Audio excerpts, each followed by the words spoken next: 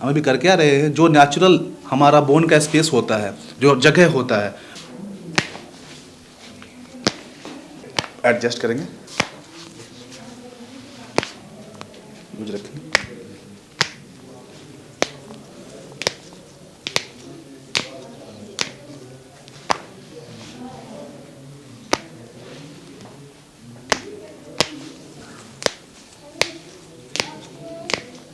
नमस्कार, स्वागत है आपका डॉक्टर साहिब में और मैं हूं आपके साथ सौम्या राठी। कमर दर्द एक ऐसी समस्या है जो आजकल किसी एज ग्रुप की मोहताज नहीं है। कोई ऑफिस में ज़्यादा लंबे वक्त तक काम कर रहा है, कोई अपने घर में ज़्यादा देर तक काम कर रहा है, या फिर कोई एक कुर्सी पर टिक कर घंटों तक ही क्यों ना बैठा हो, कमर दर्द हर किसी को काफ़ी ज़्यादा अब तंग कर चुका है। लेकिन अगर हम आपको ये कहें कि कमर दर्द के इलाज के लिए आपको हैवी पेन किलर्स लेने की ज़रूरत नहीं है, दवाइयों के लंबे लंबे कोर्स चलाने की ज़रूरत नहीं है, ज़रा सी जागरूकता से और बिना दवाइयों के इसे ठीक किया जा सकता है, तो क्या आप यकीन कर पाएंगे? यकीन करना मुश्किल है, लेकिन ये बात बिल्कुल सही है और इस वीडियो में आज हम इसी बारे में बात करने वाले हैं। इस वक्त हम बैठे हैं बिहार के ही नहीं बल्कि देश के सबसे मशहूर कायरोप्रैक्टर डॉक्टर रजनीश कांत के साथ, और आज सर से हम लोग ये जानने वाले हैं कि बिना दवाइयों के कमर दर्द का इलाज कैसे होता है।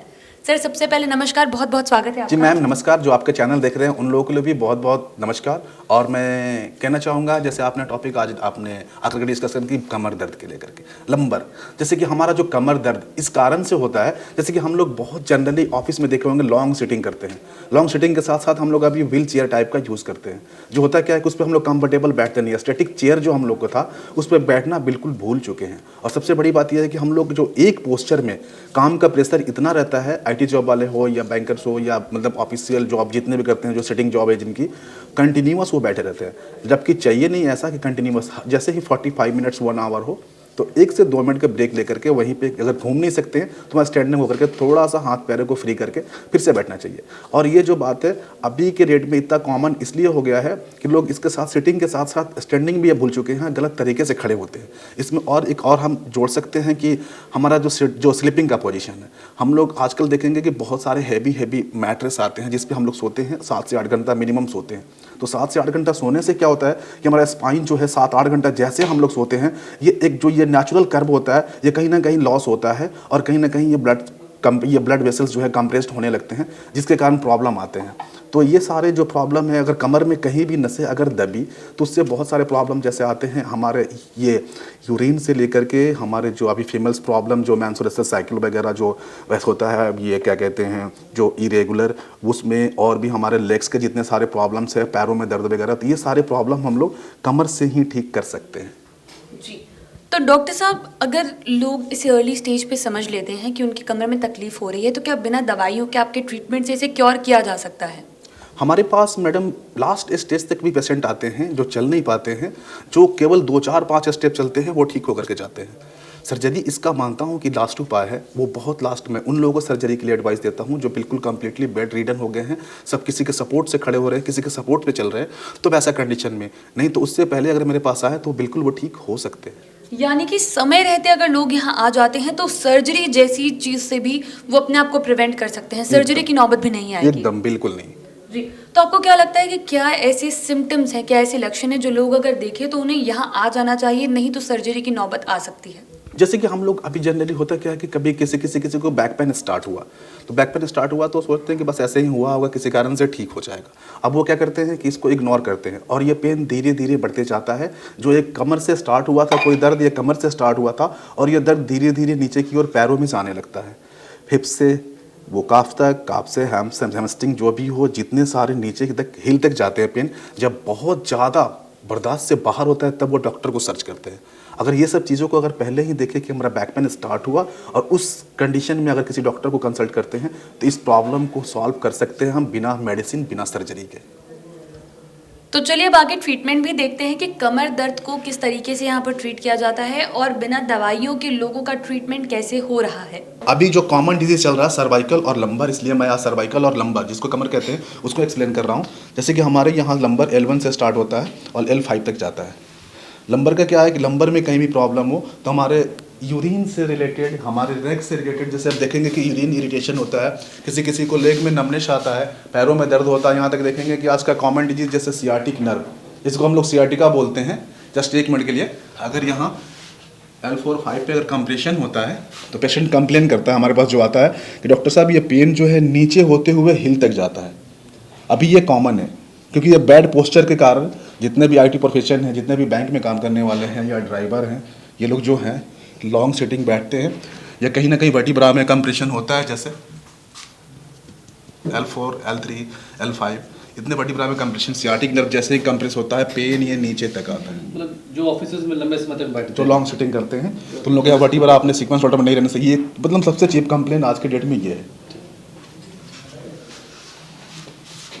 जैसे मैं इनका डायग्नोस कर पा रहा हूँ, इनका थोड़ा L5 और L4 में थोड़ा प्रॉब्लम है। यहाँ पेन है आपको?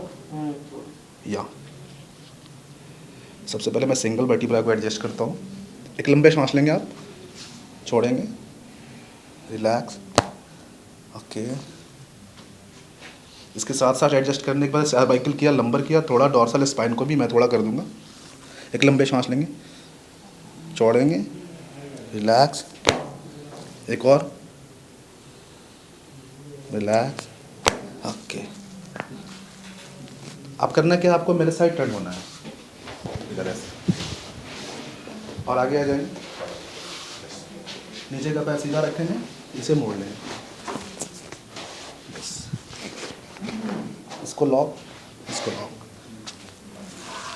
ये है लंबर स्पाइन जो मैं एडजस्ट कर रहा हूँ L1 to L4। एक लंबा सांस लेंगे, छोड़ेंगे, लूज, बस ऐसे ही ठीक उधर घूम जाएंगे।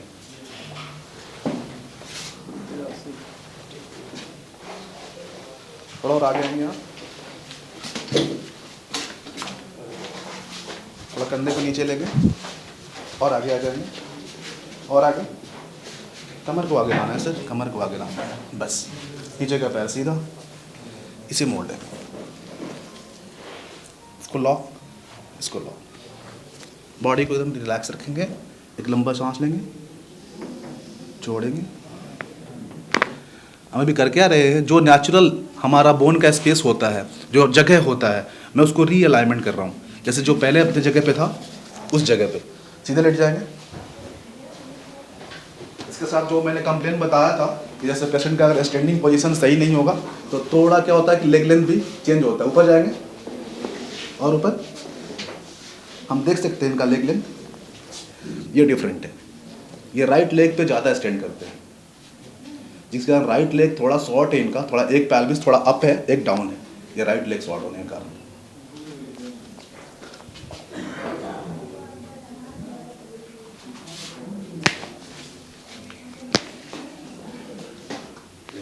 अभी हम लोग देख सकते हैं बिल्कुल इक्वल अभी चले। तो हम लोग जो मैंने बताया था कि हाथों में नमनेस आएगा, हाथों में दर्द आएगा, झंझनाहट आएगा, उसके साथ साथ थोड़ा सा ये जो हैंड का जो जॉइंट्स है, shoulder joints, elbow and wrist, उसको भी मैनिपुलेट करके एडजस्ट करेंगे। यूज रखेंगे।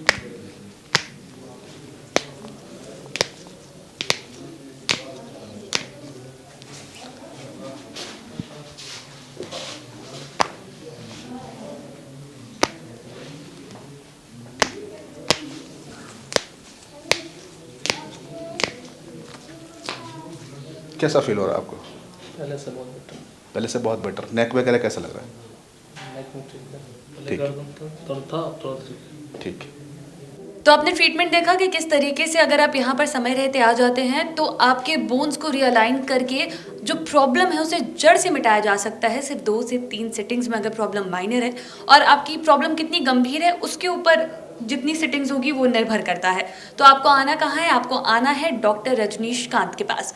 आप बाकी के वीडियोस के लिए चैनल के साथ बने रहें। अगर इस वीडियो को फेसबुक पर देख रहे हैं तो पेज को लाइक करें, यूट्यूब पर देख रहे हैं तो चैनल को सब्सक्राइब करें। कमेंट सेक्शन या मेल बॉक्स के माध्यम से आप बता सकते हैं कि डॉक्टर साहब से आपके क्या सवाल हैं। धन्यवाद।